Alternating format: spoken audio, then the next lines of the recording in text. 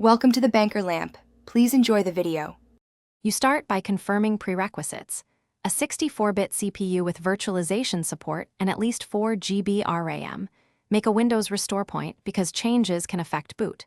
Once done, disable Windows Fast Boot so the BIOS key registers. Now restart your PC, and as soon as post begins, press Delete or F2 on a Gigabyte board to enter the BIOS. You need to get into the UEFI interface first. That's where the SVM or Intel VTX options live, so move promptly to the firmware settings. Once inside BIOS, navigate to the Advanced, MIT, or Peripherals tab depending on your Gigabyte model. Menus vary, but the virtualization setting is grouped with CPU features. You'll see Intel Virtualization Technology, or SVM mode. Set it to Enabled. Make sure Secure Boot or CSM settings aren't blocking hypervisor boot behavior. If they conflict, switch CSM off or set Secure Boot to Standard.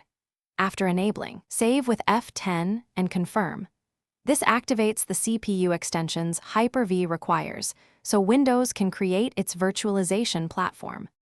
You now boot back into Windows to finish setup. Open System Info or Task Manager and verify virtualization is reported as enabled. That proves the firmware change worked.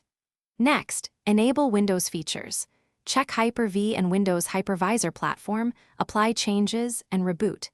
If Windows won't enable Hyper-V, make sure no other hypervisor is installed, update the motherboard BIOS, or reset BIOS to defaults and repeat the virtualization toggle.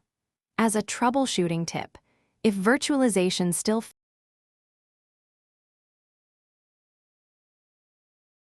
Thanks for watching. If this was helpful, leave a like and consider subscribing. See you next time.